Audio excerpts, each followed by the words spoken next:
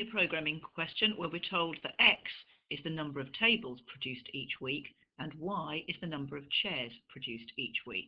And what we then have to do is figure out where this inequality comes from. And it tells us that the worker hour constraint gives us this inequality. Okay, well, if we look at the number of workers, there are 24 workers, each work for 40 hours, so there are 960 worker hours available. Now, each table needs 12 worker hours. So X tables need 12X worker hours. Okay, I'm going to write it out in full. Okay, you're then told that each chair needs 6 worker hours.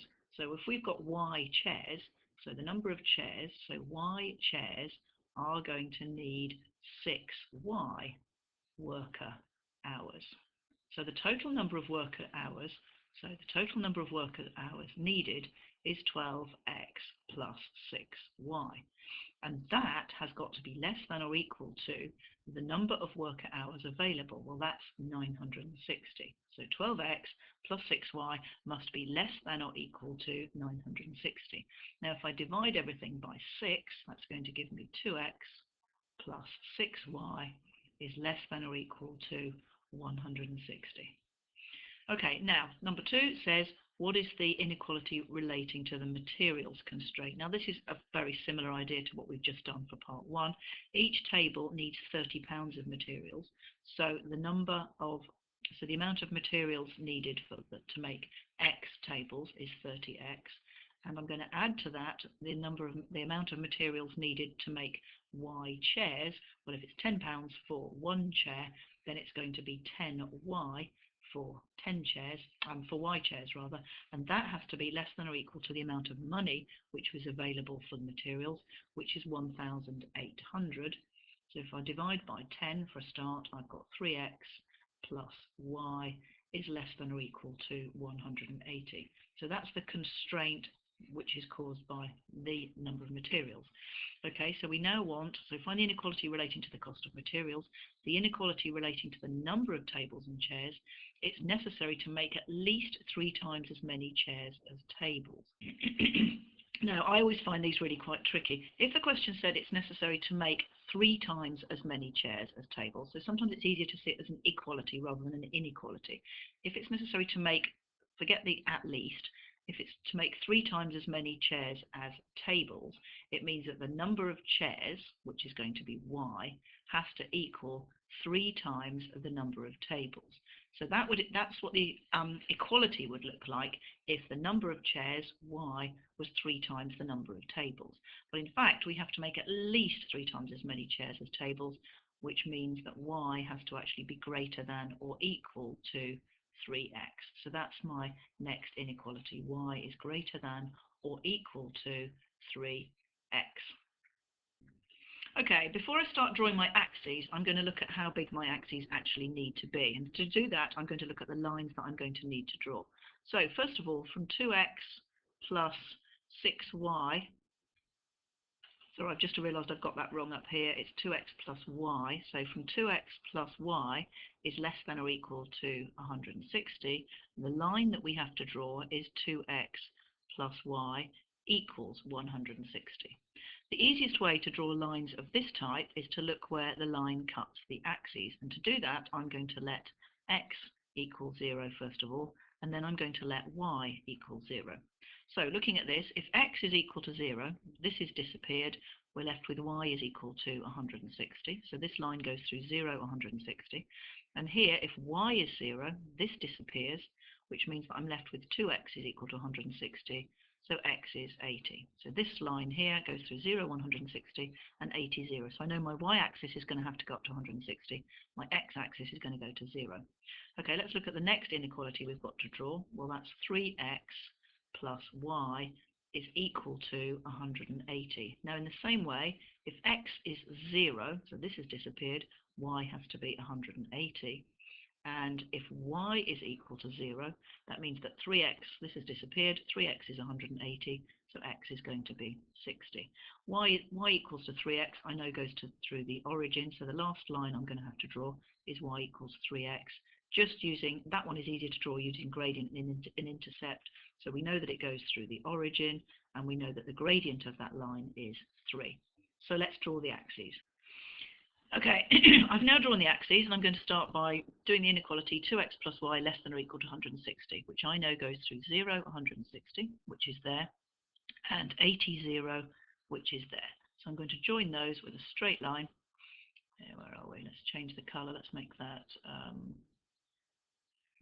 blue. So it's going to go from there to there. So that's the line 2x plus y is equal to 160.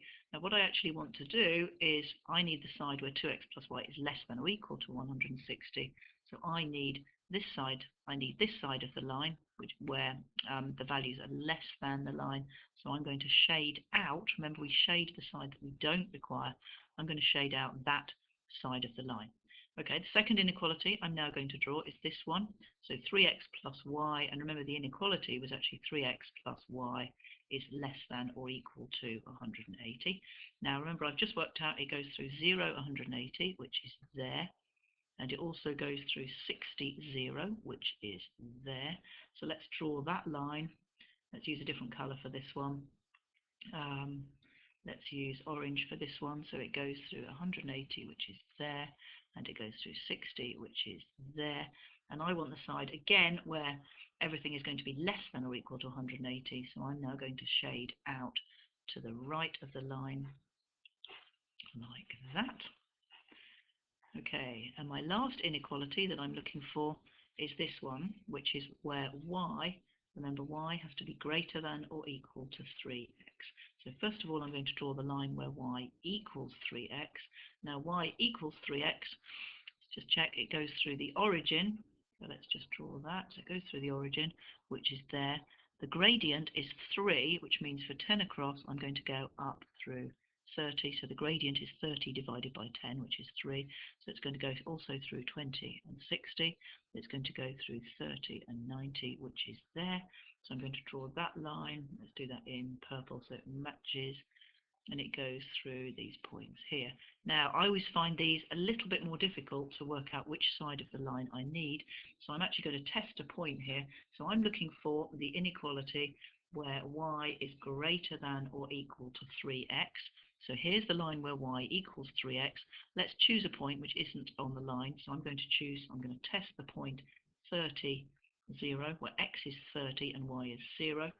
So substituting that into this, y is 0, so 0 greater than or equal to 3 times x, or 3 times 30 is 90. And I ask myself whether that's true or false. Well, in this case, that's obviously false. So the side of the line that I actually need is this side. So the side that I'm going to shade is actually going to be this side. So this region here is my feasible region. Okay, the next part of the question says that each table, okay, and remember tables were, the number of tables is X, is sold for £20. Each chair, remember, a chair is Y, and each chair is sold for a profit of £5. So it says explain why the objective function. Now the objective function is the thing that we are trying to maximize or minimize. Now in this case, if there are X tables and the profit on each is 20, so we can say that the profit for X tables, well, if each table makes £20 profit, the profit for X tables is going to be 20x. And in the same way, the profit for Y chairs is going to be 5y, slightly less profit. Now the total profit then, so the total profit is going to be the profit for, is going to be the profit for the tables plus the profit for the chairs. So that's 20x plus 5y, and that I'm going to call P, and my objective function then is the thing that I'm trying to, in this case, maximize, because it says now to find the number of tables and chairs that should be made in order to maximize the profit. Now, what that actually means is we need to find out whether the maximum profit is going to come from this corner here, or is it this corner here, or is it this corner up here? It's always going to be one of the corners. It's not going to be this one here. You're not going to make much profit from no tables and no chairs. So in order to do that, we're going to sort of make an objective line. And to do that, I'm going to draw a line which is going to be parallel to the maximum profit line. So 20x plus 5y. Now, I can decide to put whatever I want on the right-hand side, but I'm going to choose something sensible that 20 and 5 both go into. So perhaps something along the lines of, I can see that it's going to be too close to the origin if I use 100. Let's use a big number like perhaps 600.